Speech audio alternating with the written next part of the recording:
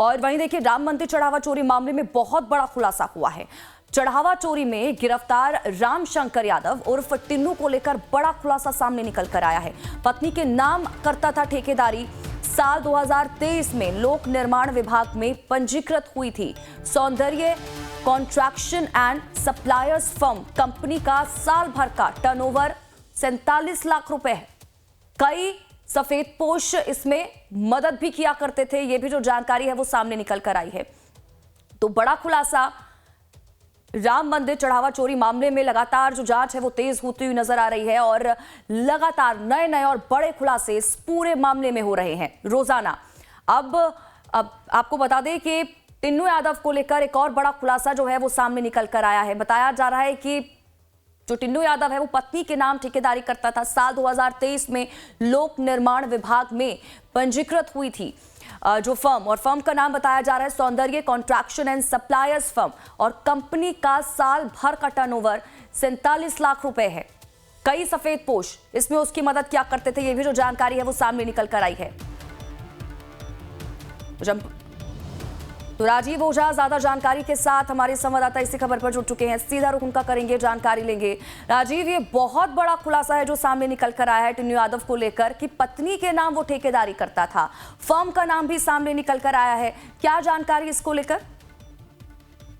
जी देखिए, राम मंदिर की व्यवस्था में होने के कारण जो उनका प्रभाव था, उस प्रभाव का फायदा उठाते हुए उसने एक कंपनी बना रखी थी, कंस्ट्रक्शन कंपनी, और पत्नी के नाम पर उसे रजिस्टर कराया हुआ था।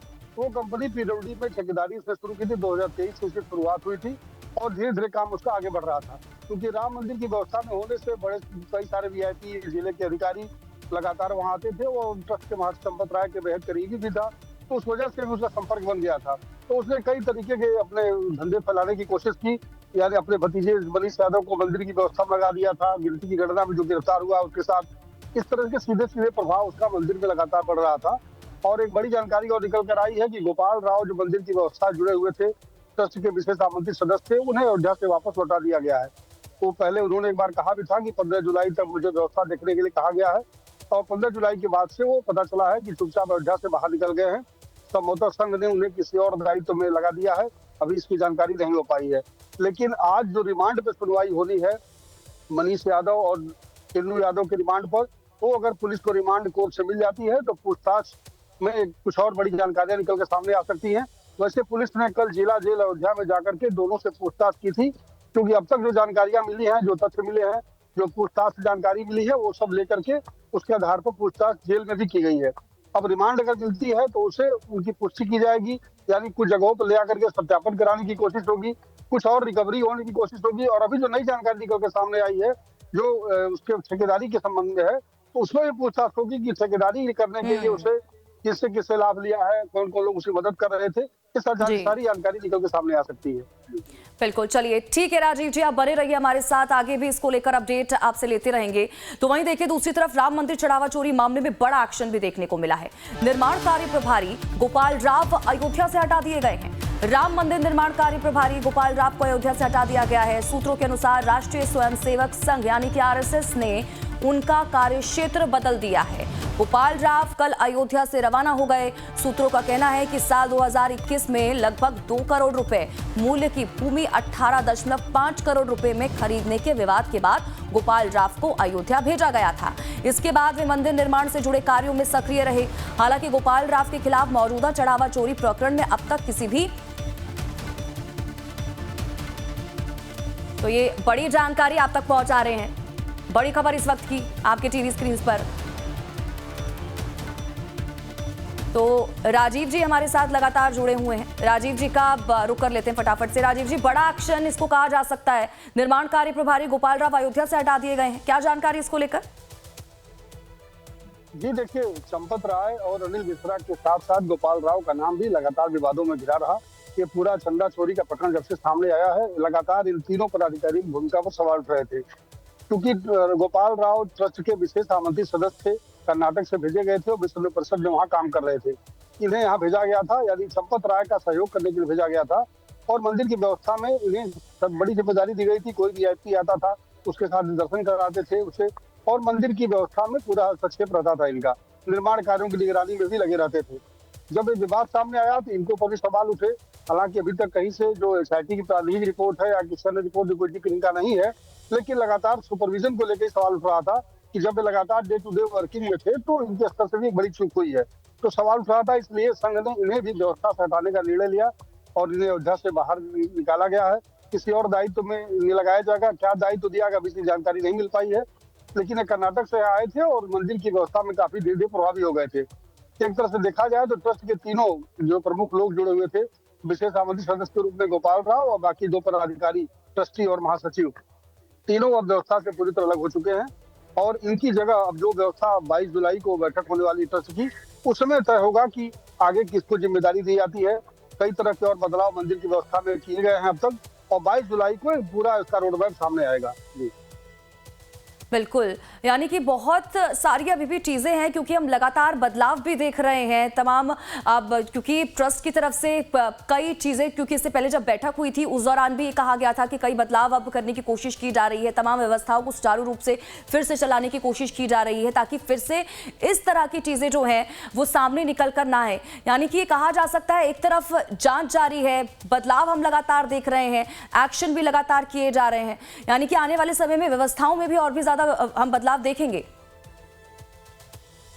जी बिल्कुल, देखिए अभी जो एसआईटी की रिपोर्ट आने वाली है, इसमें सुप्रीम कोर्ट में भी मामले की सुनवाई शुरू हो गई है और सुप्रीम कोर्ट ने भी एसआईटी से अपनी अद्यतन रिपोर्ट मांगी है। तो अब पूरी संभावना इस बात की मानी जा रही है कि एसआईटी अपनी रिपोर्ट शासन को देने के बजाय हो सकता है वो अपनी रिपोर्ट बंद लिफाफे में सुप्रीम कोर्ट में ही दाखिल करे, क्योंकि सुप्रीम कोर्ट भी आगे उस पर एक्शन ले सकता है, एसआईटी की जांच पर अपनी नजर डाल सकता है। फिर आगे फैसले में पता चलेगा कि क्या रुख सुप्रीम कोर्ट का आता है। इस बीच जो ट्रस्ट है उसने जो मंदिर में घटनाएं हुई हैं उसको लेकर के प्रायश्चित पूजन भी शुरू करा दिया है। एक 10 दिन का अनुष्ठान है तो लगातार वहाँ कराया जा रहा है, कई वैदिक बुलाए गए हैं और एक प्रायश्चित पूजन होता है। किसी मंदिर में अगर शुद्धि होती है या इस तरह की घटना होती है तो उसे प्रायश्चित के लिए एक पूजन कराया जाता है। तो ट्रस्ट अपने स्तर से अपने प्रति विश्वास बहाल करने के लिए लगातार प्रयासरत है और सुप्रीम कोर्ट में भी सुनवाई मामले की शुरू होने वाली है। तो सारी चीजें एक साथ घटनाक्रम बदल रहा है और 22 जुलाई की जो बैठक होगी उसमें नए सीईओ के बारे में फैसला हो सकता है।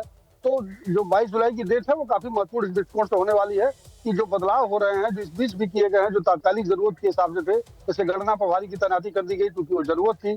इसके अलावा जो 2 शिफ्ट में गणना होती है उसकी 1 शिफ्ट में कर दिया गया है और जो भर्ती प्रक्रिया थी गणना कर्मचारियों की उसे भी सुधारा जाएगा। ऐसे ढेर सारे सुधार हुए हैं, कुछ और सुधार 22 जुलाई के बाद देखने को मिलेंगे। बिल्कुल, चलिए ठीक है राजीव जी, आप बने रहिए हमारे साथ, आगे भी इसको लेकर अपडेट लेते रहेंगे। वहीं देखिए राम मंदिर चढ़ावा चोरी का ये पूरा मामला और टिन्नू यादव की रिमांड पर फैसला आज होने जा रहा है। पुलिस ने कोर्ट से 7 दिन की रिमांड मांगी है। पुलिस दोनों आरोपियों से पूछताछ करेगी, तो ये बड़ी जानकारी आप तक पहुंचा रहे हैं। तो राम मंदिर चढ़ावा चोरी मामले में पुलिस ने आरोपी रामशंकर यादव उर्फ टिन्नू यादव और उसके भतीजे मनीष यादव की रिमांड के लिए कोर्ट में आवेदन दिया है। पुलिस ने दोनों आरोपियों से पूछताछ के लिए 7 दिन की रिमांड मांगी है, जिस पर आज कोर्ट का फैसला आना है। पुलिस का कहना है कि पूछताछ के जरिए मामले से जुड़े अन्य और साक्ष्यों की जानकारी जुटाई जानी है। आपको ये भी बता दें कि मामले में बाकी 6 आरोपियों से पूछताछ रिमांड में पुलिस जो है वो रिमांड में पूछताछ कर चुकी है और अब इन दोनों की रिमांड लेकर जो है वो पूछताछ पुलिस करने की कोशिश करेगी। तो राजीव ओझा जी हमारे साथ लगातार बने हुए हैं। राजीव जी का रुख कर लेते हैं, जानकारी लेते हैं क्या कुछ अपडेट है उनके पास। राजीव जी, दूसरी तरफ देखिए टिन्नू यादव की रिमांड पर भी आज फैसला होना है, क्योंकि 7 दिन की रिमांड मांगी गई है पुलिस की तरफ से। देखना यही होगा कि कितने दिन की रिमांड मिलती है। अब साथ ही साथ देखिए दोनों आरोपियों से तो पूछताछ की ही जाएगी, लेकिन टिन्नू यादव खासकर, क्योंकि इससे पहले हम ये भी कह रहे थे कि जो ठेकेदारी की बात सामने निकल कर आई है, जो फर्म का नाम सामने निकल कर आया है, इन ये तमाम चीजें और कौन कौन इसमें उसकी मदद कर रहा था, अब ये तमाम जानकारी जुटाने की कोशिश पुलिस की तरफ से की जाएगी। जी बिल्कुल, देखिए अभी तक पुलिस ने 8 में से 6 अभियुक्तों को रिमांड पर लिया था, इन दोनों को छोड़ रखा था। यानी जो ढेर सारी सूचनाएं जो 6 लोगों से पूछताछ से मिली हैं, उनकी जो निशानदेही पर कोई बरामदगी हुई है, उनके ठिकानों की तलाश की गई है कि कहाँ पैसे बंटवारा होता था, कहाँ लोग बैठते थे, कैसे प्लानिंग होती थी, ये सारी जानकारी जो अब तक पुलिस को मिली है वो इन दोनों से पूछताछ में उसकी पुष्टि होगी, वेरिफिकेशन होगा और फिर आगे जांच बढ़ेगी। यानी इन दोनों को पुलिस ने जानबूझ के छोड़ रखा था। कल कोर्ट वहाँ जेल में जाकर पूछताछ भी की गई थी, कुछ प्रारंभिक जानकारी ली गई है। जो रिमांड मिलेगी, रिमांड 7 दिन की मांगी गई है, देखना होगा कोर्ट कितने दिन की रिमांड देती है, लेकिन इनसे ढेर सारी सूचनाओं की तस्दीक होगी और पता चलेगा कि इनके मददगार कौन थे, क्योंकि टिन्नू यादव एक बड़ी भूमिका में थे मंदिर की व्यवस्था में संपत राय से तो जुड़े हुए थे। तो इनका जो बयान होगा वो काफी महत्वपूर्ण होगा। इनके परिवार के लोग भी तो इससे पहले मीडिया के सामने कह चुके हैं कि छोटी मछलियों को पकड़ा गया है, बड़े लोगों को छोड़ दिया गया है। इनके घर के सदस्य ने यहाँ तक सवाल किया कि क्या टिन्नू यादव ट्रस्ट के अध्यक्ष थे, सारी जिम्मेदारी उनको पर डाली जा रही है। तो और जो पुलिस की पूछताछ होगी वो इसी एंगल पर होगी कि कितनी बड़ी भूमिका में थे और जो ठेकेदारी करते थे उसमें कितने लोगों ने इनकी मदद की और क्या क्या इनका कारोबार है, ये सब पता करने की कोशिश की जाएगी। हो सकता है इनकी पूछताछ में जो भतीजे के साथ पूछताछ होगी तो कई जानकारी की क्रॉस चेकिंग भी आपस में हो सकेगी। जी चलिए ठीक है राजीव जी, आप बने रहिए हमारे साथ, आगे भी इसको लेकर अपडेट लेते रहेंगे। तो मैं